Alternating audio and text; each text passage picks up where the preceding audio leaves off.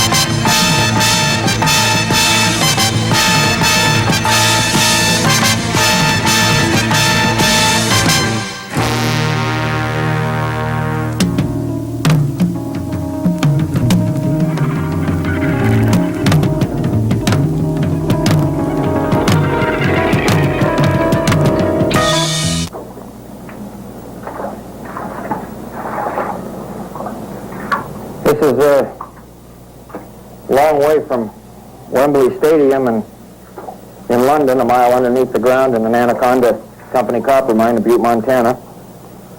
I quit high school when I was 16 years old and went to work in these mines, contracting sometimes, keeping the water flowing from level to level. I went to work with a lot of good friends, and I lost some good friends in these mines. I think I probably quit by choice, not by chance, but I've always been proud to have been a copper miner, just as proud as the men are that still work in these mines. A lot of people ask me if I mind signing autographs, and I always tell them that I used to work a mile under the ground and never had a chance to see the sunlight, and maybe a little kid or his dad asking me for an autograph kind of helps me smile inside. Anyway, besides being a daredevil, I think I'll always be a copper miner at heart.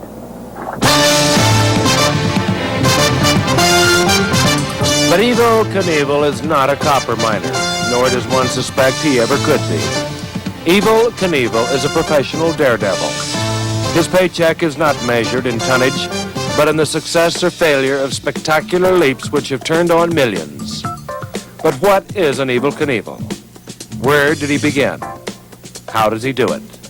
And where might it end?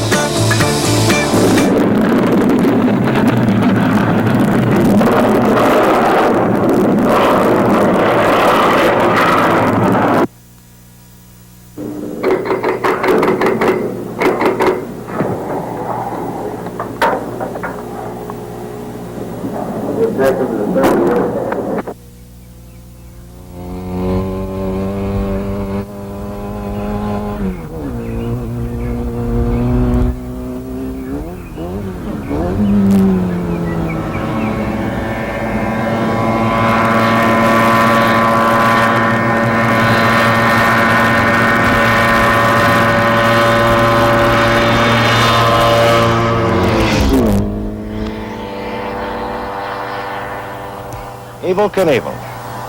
Robert Craig Knievel has come down this road many times before, just outside his hometown of Butte, Montana. Evel Knievel was born in Butte, Montana, and an incredible and bizarre career was launched. The rewards have been great. The price that Evel has paid many times has been even greater. Those were just a few of the crashes that Evel has survived over the years. There have been others, and you will see them over the course of the next hour as we take a close-up look at the past, the present, and the future of a very unusual man. In Evel Knievel, a portrait of a daredevil.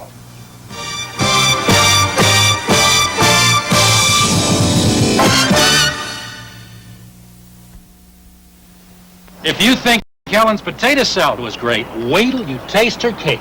There's no frosting. Well, hold it. Doesn't Helen want to frost it? Yeah, but it's great like this. Without frosting? Sure. Taste it. Duncan Hines Deluxe 2. Our remarkably moist batter makes our cake so moist, even unfrosted, the taste comes alive. It really is moist this way. Right, Helen? Duncan Hines Deluxe 2. So moist, so delicious, they might not wait till it's frosted. Dig, Mom, that's not hip. What? Using Dad's antiperspirant. Use Secret. It's for women. Secret. I used that years ago. Oh, it's changed since you used it, Mom. It's stronger. Stronger? Yeah, it helps stop wetness better. And smell. Smells pretty. You dig? If you haven't tried Secret lately, you haven't tried Secret. You know Secret really works. Mm-hmm. And don't forget the dishes. You did? Welcome to the bright new world of ABC. Stuck in the clink, but making the best of it. Beaver, you're assigned to the prison laundry. Can't hurt yourself eating soap. One time my mother washed my mouth out with soap because I said a dirty word. At her wedding. You meet all kinds. On the rocks.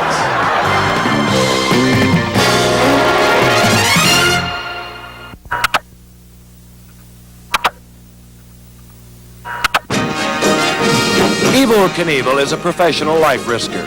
It's not a new profession, but Evel has elevated the art form in today's world of mass and rapid communication almost beyond the imagination. The underlying motives of the Daredevil are a veritable smorgasbord of behavioral analysis for the psychiatric profession, and Robert Craig Knievel is the choicest morsel of the spread. His seemingly masochistic endeavors have shattered his body, garnered worldwide fame, and filled a suspected emptiness as a youth with treasure. His first and only home is an 8-acre securely guarded compound in his beloved Butte, Montana. Like Evel, is one of a kind. Well, we always wanted to have a home of our own. I never dreamt I'd have it on 3 holes of the golf course. And we designed the house ourselves. Had an architect lay the plans to it. I don't know what I've got in this house and this property, probably $600,000. But it's worth every dime of it. You only live once, what the hell, you might as well go first class. An armed guard mans the front gate of the Knievel spread, and through these gates, Evel tools some of the finest pieces of automotive machinery ever designed. The Ferrari and the customized studs with gold appointments and a mink-lined trunk fit the atmosphere of the Knievel home, a home that houses his wife Linda, sons Kelly and Robbie, and daughter Tracy. Evel is a collector of diamonds. With him, they're a passion. They adorn his cane, his jewelry, and his trophies. I spent $200,000 or $300,000 on diamonds. And I think that if I've earned the money, and why have it sit around? Why not buy something that you can enjoy and use it? In my case, I don't have the life insurance, so it gives me a chance to spend it on something that's actually a tangible product, and I enjoy it. Horses and the dogs, same thing. I have the best hunting dogs in the world. I have the finest horses in the world. I have all kinds of horses. Appaloosas, saddlebreds, quarter horses, thoroughbreds, Tennessee Walkers, Arabians. I have every kind of a horse there is. Well, Evel, considering all this happened, I mean the injuries and all, don't you think you could have acquired all this doing something a little more sane? I just didn't get a kick out of getting recognition with my name on the board saying that I was a safe truck driver, or that I'd settled more papers than Johnny Jones, or that I was the best welder. I didn't like that. That didn't satisfy me. I wanted to do other things. Well, you've done other things, all right. You travel like a Shaw now in your own customized vans. You're a hero to the kids. The main man wherever you go. It's a little out of control, though, isn't it? I never dreamt that it would ever become as big as it's become. Ever. I don't like to save money. I think a guy should save a little. The people that save money give me a pain in the neck. The only thing that makes it good that there are some people that save is that they put their money in the bank and it ups the loan limit so a guy like me can go in and borrow it and spend it. I feel that since I've risked my life to have the things that I have, that I should enjoy them. I've got a banker that tells me put your money in the bank. He's been after me to put all my money in the bank for so long that I'm getting sick and tired of hearing it. I were to get killed, or I'd have been killed in London, for instance, this banker that wanted me to save my money, he'd go into the vault and get my money. He'd drive my Stutz or my Ferrari. He'd ride my horses. He'd move into my house. He'd sleep with my wife. He'd run my kids and my dogs over the hill. And I'm the guy that risked my life for the money. I just feel that a man has to be an idiot to make money and save it and not spend it. That's stupid. If God wanted you to hang on to money, he'd put handles on it like a suitcase so you could pack it around. It was made to spend it. That's what makes the world go round. Evel, it would have been tough to look into these eyes and predict they belonged to one who someday would become the king of the Daredevils. Also, like a lot of kids, you're the product of a split home, the lower part of the economic scale. But according to your grandmother who raised you, you were just about the perfect kid. He was really a very, very good boy and clean, and many times when I'd come downstairs in the morning, he'd be up and have his teeth brushed. I never told him to brush his teeth in my life. I don't think that even when Bobby got in high school that he really was much different. He didn't work very well in high school. When he started the school, the teacher told me, he says, he'll never have any trouble getting along in life. He went through school all right, but he was full of mischief and everything. He was always a daredevil driver, a good driver. Never, ever hurt anybody with a car that I know of. Were there ever any major problems? Did you ever arrest him? Yes, I did. One time I and my partner, Joe Zabenica, chased him all over town out in the flat, and he turned his lights out on us. And the only reason we caught him when he made a curve, he'd put the tail lights on. Finally, we stopped him on Oregon Avenue and brought him up to jail. Were you really that wild? No, I wasn't a bad kid. I was just looking for something to do. I said wild. Well, wild. I just was looking for something to do. I did do some things that I wouldn't want my own kids to do. Such as? No, a lot of things. I spent a lot of time in jail for delinquent things like stealing hubcaps and There's a great story that you shoplifting. 4 hubcaps at one stoplight. Not at a stoplight. I used to do it at the train, where the train crossed, where the ore trains went from Butte to Anaconda. They made so much noise when they were going down the tracks that I just used to get the hubcaps off of somebody's car while they were sitting there waiting for the train to go by, and there was so much noise they couldn't hear me taking them off. Once in a while I'd say hi to them. He built ramps out here. We didn't have all that buildings across the street that we have now. And he'd build ramps, and he'd would jump those bicycles across there and had all the kids in the neighborhood trying it with tricycles and everything. And he'd break up the bicycle, and we'd bring him home and punish him and take away his bicycle, and then we'd get him another bicycle. I think one Christmas, his grandmother gave him some skis as a Christmas gift. And he tried skiing for a couple of weeks. And that wasn't exciting enough for Evel, so he traded the slalom skis for a set of jumping skis. And that March, he was the Rocky Mountain Regional ski jumping champion. Of course, he met Linda in high school, which I'm happy that he ever did meet her, because there's never another girl in the world like her. We've heard of a lot of stories about how you met Linda and how you married Linda. As always, it's hard to separate the myth from the... Well, I had gone with her for a year and a half, 2 years. And then her mother and dad decided that maybe she shouldn't be seeing so much of me. They wanted her to go to college, and all she was going to go to college for is what most girls go to college for, to get an MRS degree, At that point, become a Missus. That point, you didn't appear to be the prize catch of the son-in-law. That's right. At that point, I didn't appear. That's right, to be the prize catch. So, and she was going with another kid she used to go with, so I didn't like that. Anyway, I jerked her off the street a couple of times, and she didn't want to go sometimes, and I had to tie her in my car once. And I didn't tie her in the car. I got her in, but I had the other door tied shut so she couldn't get out. And then I grabbed her one time going to school. Her dad was very upset with me, needless to say. And he was a hell of a guy. And I finally married her, and he didn't talk to me, I think, for probably 3 years. Well, there were many ways to go other than the Daredevil route. You were a good all-around athlete. You rode rodeo. You were a good hockey player, good enough for a shot at the pros. Of course, the Army kind of abbreviated that potential career. And speaking of the Army, the way you like to conform, you must have sent the military back 100 years. But what I'm trying to say, Evel, is that had you chosen a different way to go, you might not have had all those problems. Armed robbery, broken bones. Well, they could have maybe sent me in an entirely different direction, but I did the armed robbery thing, and it was on some gambling devices that were in this state that weren't supposed to be in this state, and I went in and robbed the places that had them, and then when the county attorney came after me with a warrant, I just told him that I hadn't done anything but tried to get the evidence on him for allowing gambling in the state of Montana, so he tore the warrant up and left. Where did it turn around, though, Evel? And it had to have turned around because there were wild times, and those wild times could have, as you have said many times, have taken you to the penitentiary. Where did it cease and the Evel Knievel? Just one day when I decided, Frank, that if I kept doing what I was doing, that I was going to end up in the penitentiary because I was going against all of society, all of the laws of society that are set up for the good of us all. And I looked in the mirror one day and decided I would lose my wife and my children unless I changed my way of life. So I decided to do something legitimate.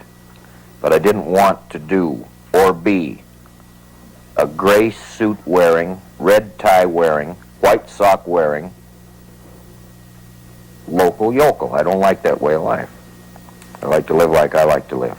And I decided whatever it took to make big money. I knew what price I would have to pay for that success because I didn't have much of an education. Evel Knievel paid that price. He made his payments before handfuls of the curious, doing every possible Daredevil stunt. There were years of this and months of recovering from the injuries resulting from the capricious nature of his business. They say for every big star, there's a big break. Evel made his own. It was in Las Vegas, Nevada. They laughed when this wild man said he'd jump over the big fountain at Caesar's Palace. That laughter turned to horror when the man did indeed make the jump and wound up a twisting, rolling, shattered rag doll of a human being. Yes, Evel paid the price. And in a moment, his personal physician talks about the cost. When a man uses an aftershave, what does he really want? Fancy bottles? Full of fancy perfume? And fancy prices? No! A man wants to smell like a man. There's something about Aqua Velva. He wants to be cool and refreshed. There's something about Aqua Velva. A man wants to feel like a man. Feel like a man, 'cause there's something about an Aqua Velva man.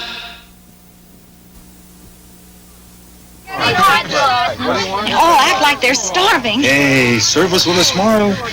With this headache? Here, try something strong. Anison's Adult Strength. The others are for adults. But while ordinary aspirin, buffered aspirin, and Anison start with the same amount of pain reliever, adult strength Anison adds 23% more. Then Anison adds an extra ingredient not found in the others.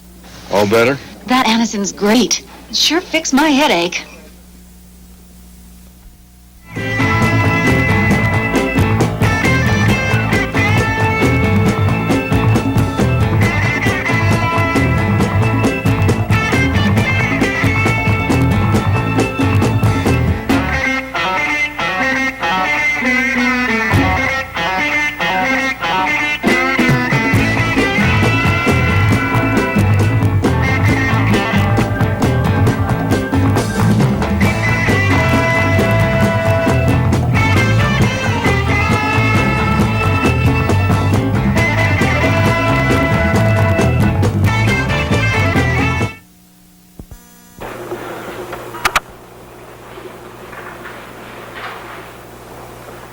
This may look like just some abstract plumbing. This is the right hip and right femur of Evel Knievel, an aftermath of the accident at Caesar's Palace.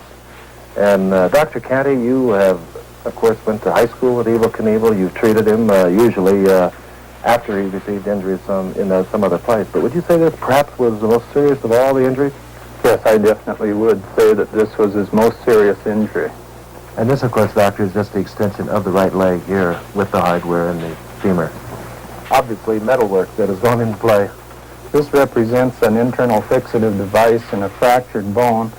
In this accident, Evel sustained a fracture, a central fracture dislocation of the hip joint itself, as well as an intertrochanteric fracture of the hip. And this is the fixative device that was used to maintain those bones in alignment. Those are very difficult words for the layman. In other words, he was in a lot of trouble here. You did mention that this, the fact that he does have a good hip now is rather remarkable. Yes, this type of devastating injury in a young person is a crippling injury, you might say. Over the years now, you've treated him, as I said, for usually in the aftermath of injuries that have taken place somewhere else. How many fractures would you say that, and I guess it would have to be an approximate, but how many fractures would you say that Evel's had? Well, you hear people refer that he's broken every bone in his body. This, of course, is an overstatement, but I would say roughly 50 bones throughout the course of his career have been fractured. And just sorting through some of the x-rays here, we just incidentally have one up here. This is the ankle, I believe, isn't it, Doctor? This represents an ankle fracture which he sustained in San Francisco, and this was fixed with a screw fixative device. And he was back here in town several days after this injury. He wanted this cast removed so he could jump within a few more days at Cobo Arena in Detroit. But Doctor, as an orthopedist who was known, Evel Knievel, we talked of some 50 fractures that he's had. Does the man amaze you in any way? Well, he does in some very definite respects, yes. I think he is a true professional, that he is trying to do the best job at his profession that he can possibly do. And to have this devastating trauma every performance or every second or third performance, to me, this is amazing, yes. As we look into the future of Evel Knievel, as a result of all these injuries, isn't there a possibility of other developments from calcium developing and become even more crippling than they are? Well, I think age catches up with all of us, and a lot of these things are going to affect him in his later life if he's lucky enough to get into a situation where he can be moving, walking about, say during his 40s or his 50s. These injuries are going to have a definite effect on him, yes. You say lucky. Do you kind of question that he might get to that age where he's walking around? Well, when I analyzed the mechanics of his last injury, which took place in Britain, I'm amazed that he's alive. Mm-hmm. I was there, of course, in London when he crashed there. That was a jump over 13 buses. And one thing that impressed me more than anything else, and I've heard the term threshold of pain for many, many years, and I know shock accompanies an injury and all that, but is Evel's threshold of pain remarkably higher than the ordinary person? I would say yes. He has his injuries with dignity. You paid a price, Evel. You wore one of these things in your leg as a result of one accident. You had 5 of those. 5 of these? Yeah, 5 of those put in. I broke This, 5 of course, we saw in the x-ray. This goes into the hip, this goes onto the leg, and they put you back together with one of those. Yeah. That's a pretty big price. How about your pain threshold, Evel? I don't know. I think maybe I've become immune to pain. Now, I feel it, and it hurts me. You've been with me many times, not just at the London jump, but you know that I hurt sometimes. I hurt yesterday on the golf course. But I think I've learned to live with it. And I don't have any steel plates in me anymore, with the exception of this one I have here in my arm that I left in maybe for a good luck memento, you might call it. I don't set off any alarm systems in any airports anymore. And I used to have a system that I went by when I was hurt. I'd go to the hospital, and when they were putting one in, I'd have them take one out. So that way, I could save money. Evel, you've made a lot of jumps. Some of them been very successful, some not so successful. What's the proper way to do it? Frank, this jump is the jump that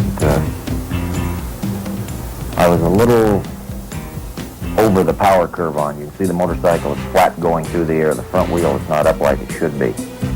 When I landed on the rear wheel because I turned on the gas in the air and brought the front end up. In other words, the throttle acts as a means of making the motorcycle become a vehicle that you can will. That throttle on helps that front end stay in the air, like that. That's perfect. Right. And if the throttle's off, you nosedive. This jump, I had the throttle on way too much, and I landed right on my back. This was taken in Kaukauna, Wisconsin, and I landed on my back. Motorcycle went out in front of me, and I slid along the pavement and ended up in a sitting up position. I was trying to stand up. I thought it had been a hell of a show if I could have ended up on my feet. But I didn't quite do it.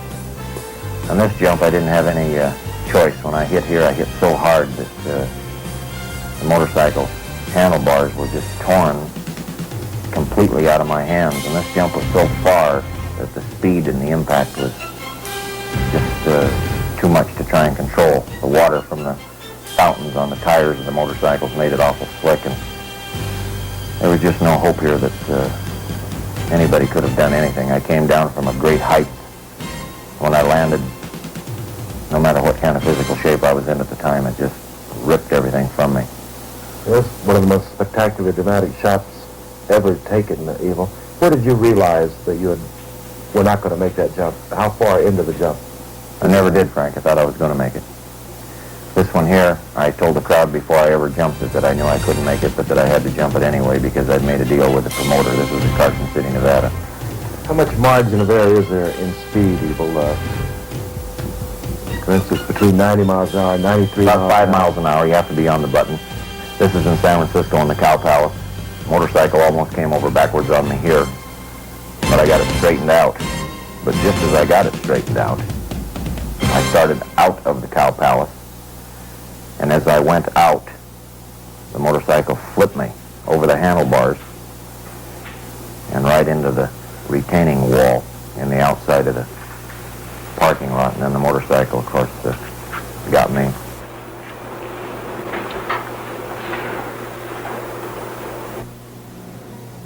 This jump was one of the best jumps I ever made. This was probably the most perfect jump that I ever made in my life. This is in Portland, Oregon, in the Coliseum. I jumped 17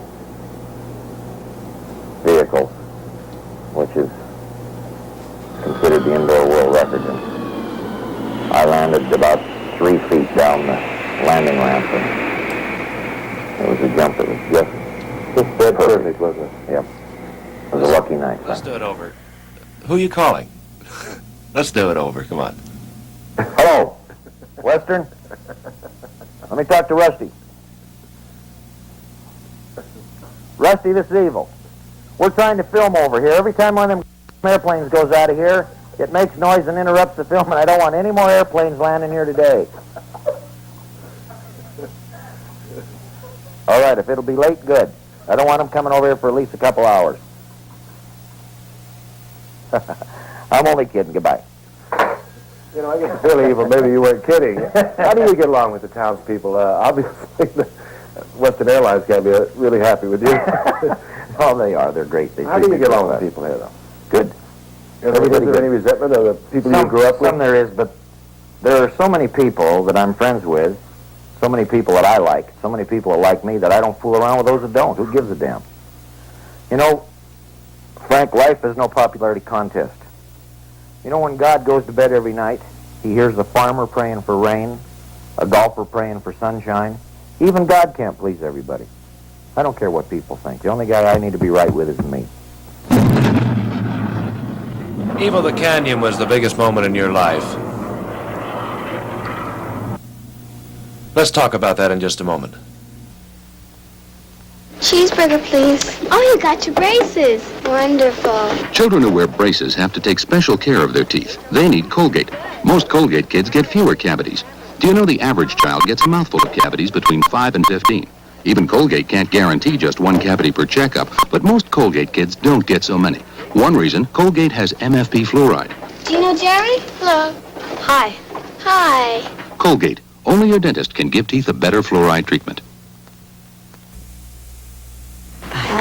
Here's the flavor hint I give my students who are on a diet.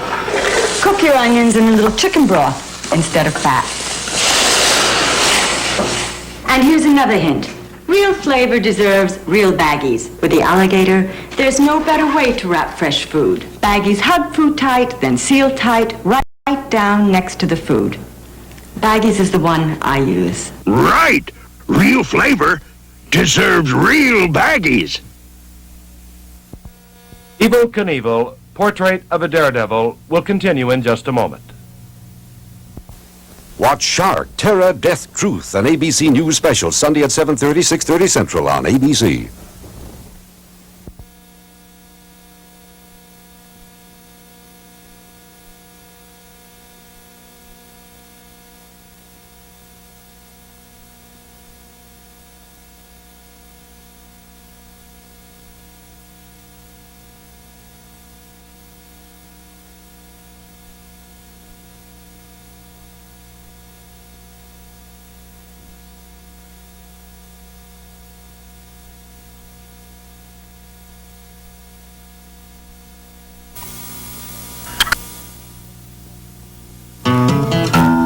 The preparations for Evel Knievel's canyon jump were long, costly, at times comical, and always thoroughly exploited. Ramps were built, tested, and discarded, as was the steam-powered cycle. The first unmanned sky cycle, the X-1, gave the first ominous warning that perhaps Evel was in far over his head. It blasted off the ramp and promptly fell in the Snake River. Still, there was a carnival air to the happenings. The Knievel family, Linda, Kelly, Robbie, and Tracy, all shared in the atmosphere, at least superficially. But as the days ticked closer to September the 8th for Evel Knievel, the fun and gaiety was rapidly disappearing. The canyon jump was an awful rough thing for us. I've gone through some things in life because of this motorcycle jumping and canyon jumping that I hope no other man will have to ever go through. Even my critics, I hope they never look into their wives' eyes and see what I saw in my wife's eyes the day before that canyon jump. I hope they never have to sit down and have a talk with their sons and their daughter like I did with mine. And I hope they never have to say a prayer like I said before I punched that fire button and went up into that sky. I wouldn't even wish that on my worst enemy.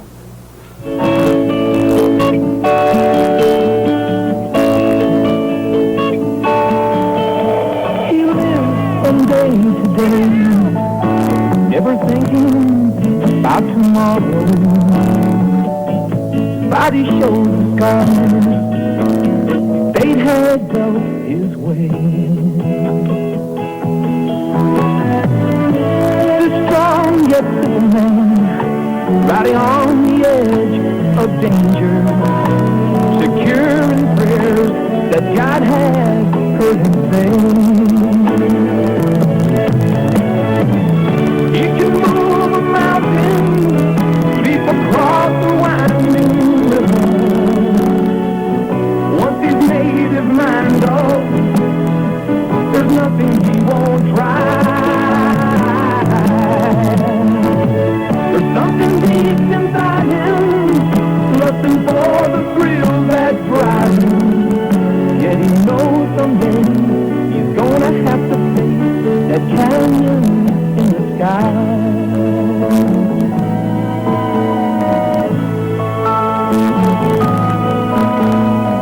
10,000 people cheering as the man in white stands ready.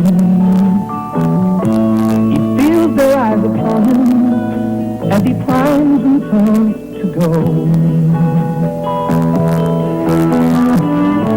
He thunders toward the sky with the surge of steel beneath him. The challenge death to please the crowd below.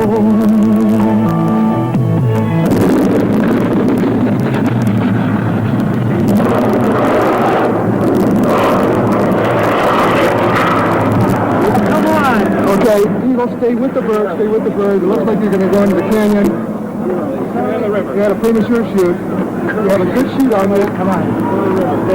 Stay with the vehicle. Stay with the vehicle. Put your visor up if you can. You can't see it now. There she goes. Beneath the rim of the canyon. It's going to crash. obviously into the river. It is okay, though. She's coming down about 17 feet per second. Slowly going down. Just cleared the rock. It looks like he is in the water. Robert Cray and Knievel appear to have landed in the Snake River. It just blew out the back. Nothing happened in the cockpit. The thing just came out the back. That's all. There was no way. Mechanical malfunction. Yeah, there was no way that I could have set it off with the dead man switch the way we had it rigged up. It was impossible. When I got back to the launch pad, Bob Truax was very upset. My chief engineer, he said it wasn't your fault. You didn't do a damn thing on the can is still on the thing. It blew up right there on the lawn. Blew up by accident? Yeah, it was our fault. Yeah. That's what it is. It's not your fault. Yes, it is. We shut it on one more test. This is the dead man switch. I had my hand on this, and it was under my leg and pulled all the way back. And I had my knee over my hand. There was no way that that parachute could have got loose. This red button is the fire button.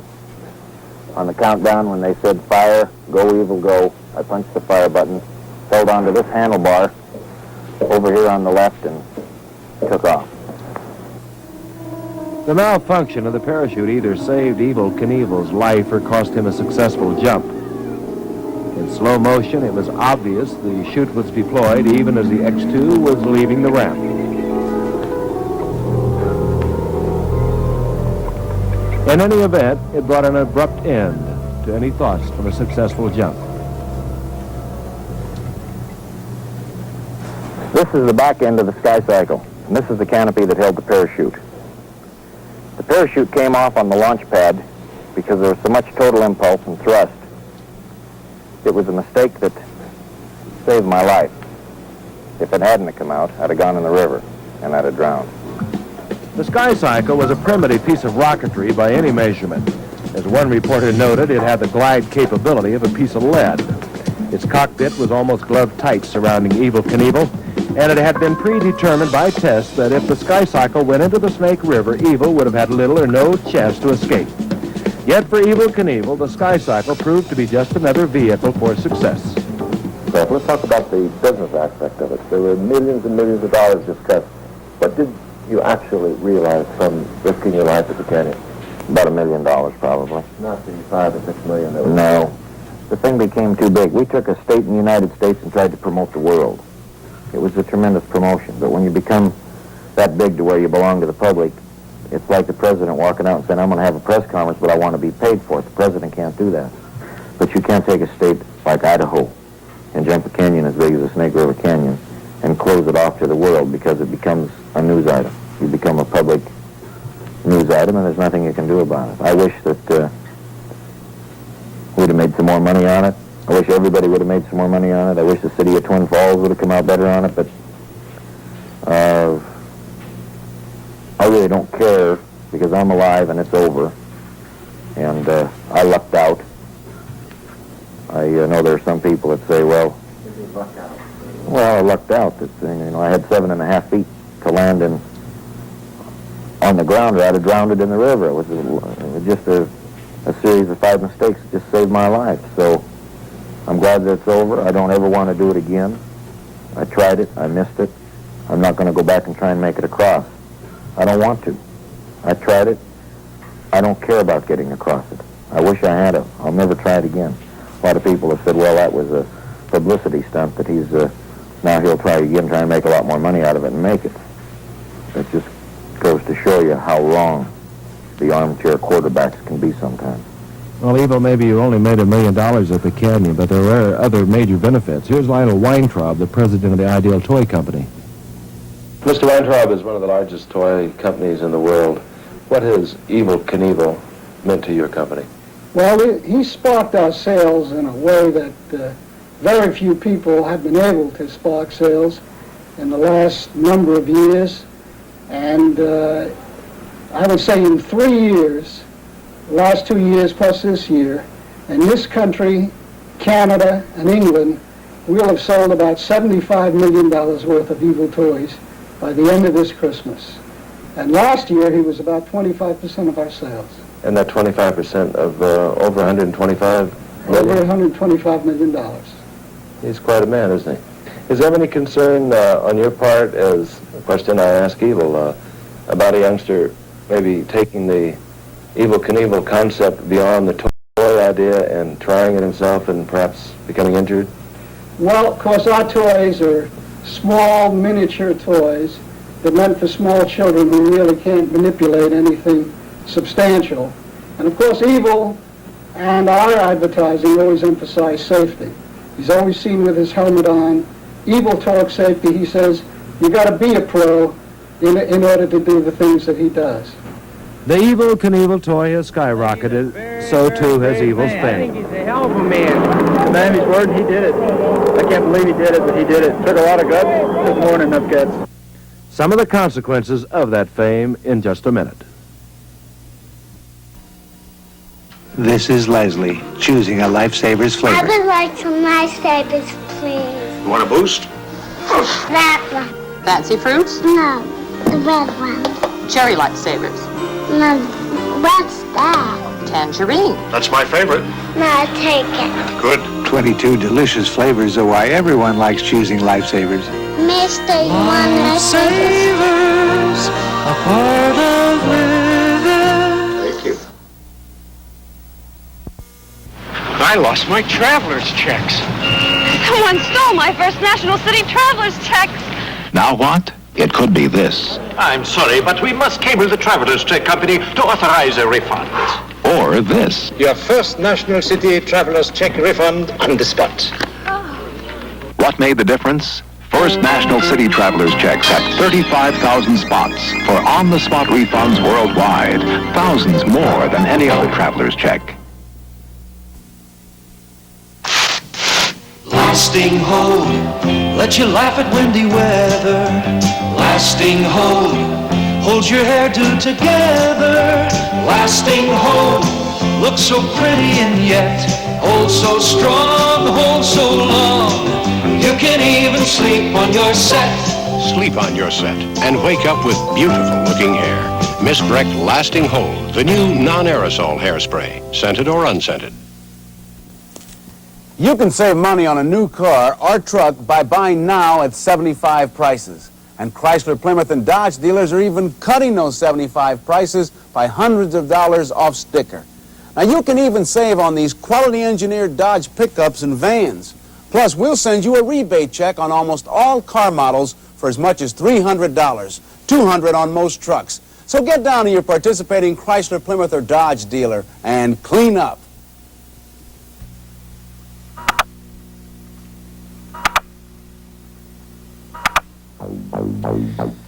Evel Knievel is certainly not the first Daredevil. He just happens to be the most celebrated of our time. Others throughout the course of history have also risked their lives for whatever reasons compelled them.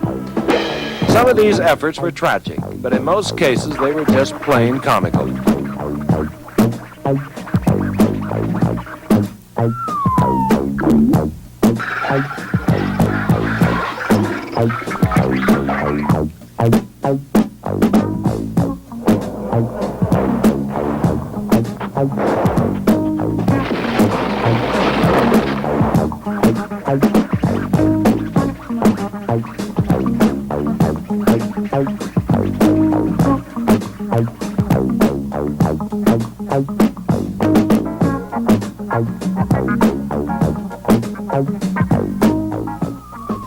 Unlike his predecessors, Evel Knievel's fame and resulting wealth has stimulated others to attempt to duplicate his feats or even surpass them. Many have tried, some have succeeded, and others tragically have failed. This is Debbie Lawler attempting a typical Evel Knievel jump at the Ontario Motor Speedway last year. Debbie had made successful jumps before. This was not to be one of them. Debbie fractured her back in 3 places. She has since recovered, and it could be said she was fortunate. Certainly more fortunate than Bob Pliso, who last year, without the benefit of a landing ramp, attempted to jump 30 cars. Bob Pliso died during surgery 2 hours later. Those are only a couple of the documented attempts to emulate this master, Evel Knievel. What about the others that have not been documented? Evel Knievel is the superhero to many youngsters. And if their master can do it, why can't they? The reasons, unfortunately, have been made painfully clear to some. You've broken over 50 bones, and there's no way that a youngster who idolizes you is not going to want to try to do what his hero does. How do you feel about this, Evel? I know you hear about it, and it's happened many times. I don't think there's anything wrong with a kid wanting to be an Evel Knievel any more than he'd want to be an O.J. Simpson or a Frank Gifford or be any kind of a professional athlete. I'm saying that he should not go out and jump. I don't want my own sons jumping a motorcycle without the proper supervision.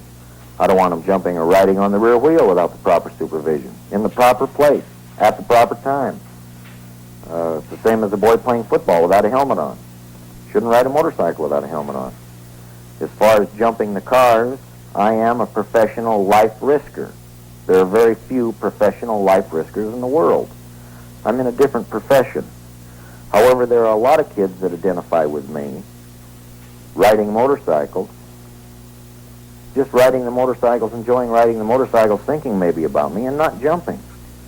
They all are not necessarily jumpers, but it is a risky business, and I don't advise kids or anybody else to jump cars, jump motorcycles, jump buses, jump canyons. It takes a lot of money, it takes a lot of time, it takes a lot of experience, and you have to pay the price for success, and I think you know what price I have paid for that success. Evel, I know you're well aware of and quite sensitive to the criticism by many that youngsters might imitate you and be injured, some of them very seriously, trying to do what you do. But I know there's some rewarding things that happen, too. For instance, this letter that I found in your file from Jimmy Clark in San Francisco. He was paralyzed from the waist down when he fell out of a tree, and you have sort of become his hero, your ability to continue on. And particularly, he mentioned Wembley Stadium. Here, let me just read a part of it. I saw you jump in London on television. I'm sorry it happened, but you broke your back and walked away from it. I want to tell you to keep on jumping. You keep on jumping, and I'll keep on fighting. Someday I shall stand tall as a king, and I'll walk. That really is touching. Yeah, he's quite a little guy. I like the last couple of sentences in his letter. It says, if you ever come to San Francisco, you'll always be welcome in my house. We could go for a short walk together. And here's a young boy who wants to fight to try and walk when doctors have told him that he can't. To him, there's no such word as can't. I wrote Jimmy a letter and told him that being not able to walk wasn't really one of the worst things in life. A lot of the leaders of our country are paralyzed from the waist up, not from the waist down. And being a good human being, being something to other people, is what really counts in life. And this boy, you can tell from his letter, like a lot of them that I receive, are kids who maybe have lost the thrill in life of running and jumping and doing what they love to do most, but from the letter you can tell that they haven't lost their heart and their desire to go on and their ability to keep fighting, even when a medical profession says they can't. Sure, Evel, let's talk about that. I was in London with you, and I had a chance to be in your van just before the jump, and we haven't talked about it, but I sense from your apprehension, your concern about that jump over 13 buses, that you really knew you weren't going to make it. And yet, right there, 20 minutes before you made the jump, you went to sleep. I don't know, I've kind of trained myself to do that, just to lay down and go to sleep before a jump. It relaxes me. And if you're nervous before you go out, it helps if you can relax and sleep. I knew I wasn't positively going to make it, because when I jumped in Toronto over the 13 trucks, those trucks were not as wide as those buses. And when we got the whole jump set up, we found out that it was another 7 feet further. Now, the motorcycles were geared on the rear wheel to run a certain speed. I had the same Harley-Davidson that I had jumped the trucks with in Canada, and it was too late for me to make a phone call to the United States and get the proper gearing over to London for that motorcycle, because they made me set up right after the England-Scotland soccer game. I didn't have a chance. So when I went out of that dressing room, I knew that my chances of landing on top of that last bus flat were better than 50-50. That's really one thing, though, that contributed to my life really not being lost, was because I hung on to those handlebars on that motorcycle all the way to the bottom of that ramp. I knew that I could not let go. And even though it bucked me off and it was flying through the air, I still hung on until I was almost turned completely over, because I knew if I came off up on top, I'd probably break my neck and kill myself. But having the knowledge of that, being able to fall like I can fall, helped save my life. Then there is no fear. If there is any fear, I'm not going to tell you about it. You might say I've been concerned a couple times, though. Deeply concerned. Yeah. How about death, Evel? Every time you jump on that thing, you know that you're fighting with it. All of its ramifications. All of this. Linda, the 3 kids. Yeah, but Frank, that's all part of living. But death is a part of life. And we're just going to go into another world. And if you're a so-called Christian, which I am, and you're a God-fearing person, you live with that one final hope that you have to cling to, and it helps you get through life. And in my case, it helps me get over buses.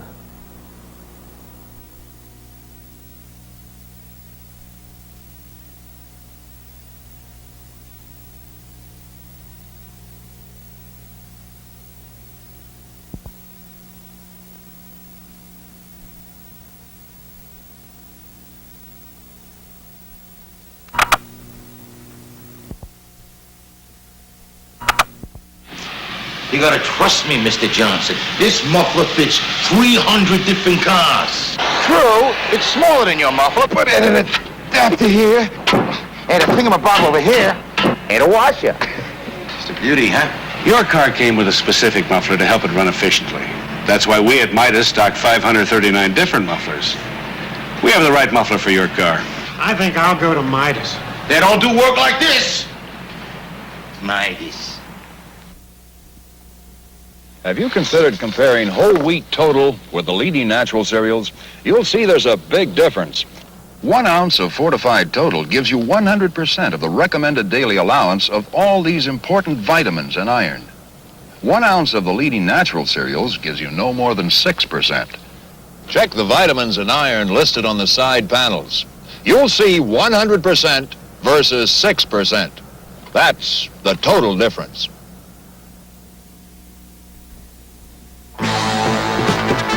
Welcome to a bright new Thursday on ABC. A cop named Barney and a guy named Fuentes find something funny on both sides of the law. And while Stone and Keller search the streets for wrongdoers, Harry Orwell is still the last resort of the wrongly accused. Barney Miller, On the Rocks, Streets of San Francisco, Harry O, Cops and Robbers, Thursdays on ABC. When the jump was over in London, I said that I'd never jump again. That was the pain in my body overpowering the brains that I'm supposed to have in my head. I will jump again, but 13 is an unlucky number. This time I'm going to jump 14 buses. I'll do it at Kings Island near Cincinnati, and you can see it live on ABC on October 25th.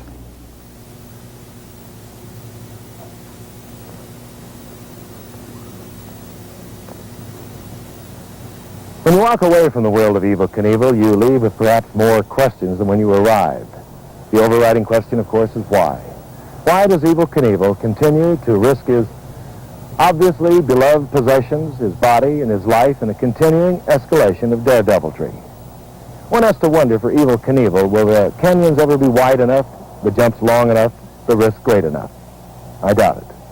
Evel Knievel has found his place in the sun. He has worldwide fame, he has instant recognition, and he loves it. There are other questions, but many and they're complex. What about a society that has created a superhero like Evel Knievel, whose one basic talent he has to offer is risking the ultimate, his life? They've created a superhero for their own entertainment, their amusement, and their own morbid curiosity. What about the youngsters who idolize this man from out of the West? With idolatry goes emulation, and in this case, the possibility of a serious crippling injury or even death. Throughout all this, however, throughout all the questions, one has to admire this man, Evel Knievel, who in a society that seeks for more and more conformity and the elimination of risk remains a free spirit. Perhaps we all have a little Evel Knievel inside of us, but unlike Robert Craig Knievel, that's where it stays, inside of us. It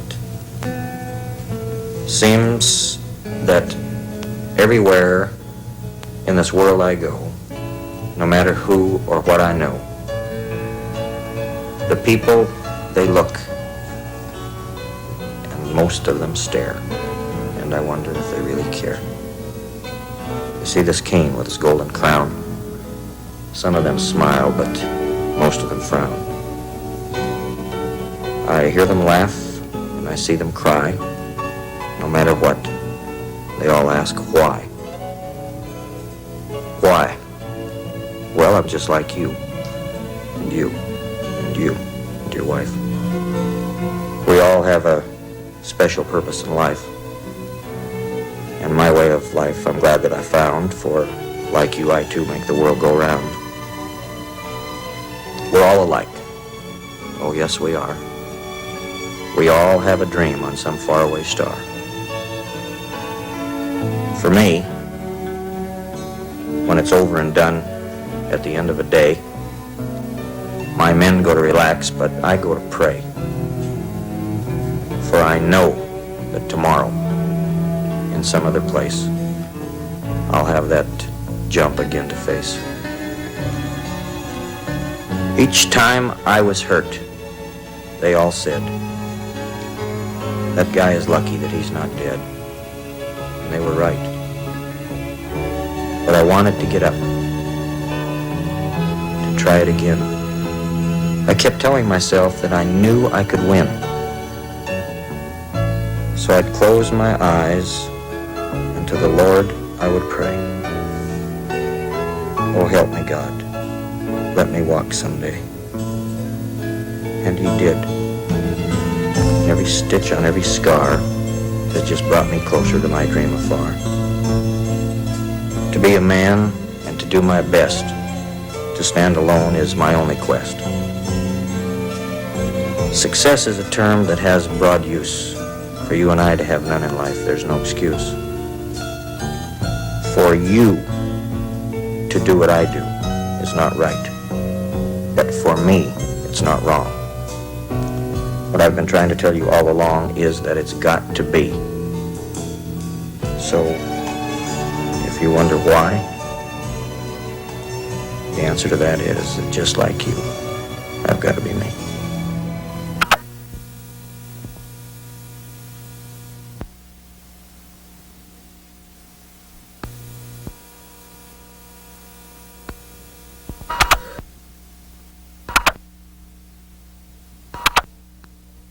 Evel Knievel, Portrait of a Daredevil, has been a presentation of ABC Sports, recognized around the world as the leader in sports television.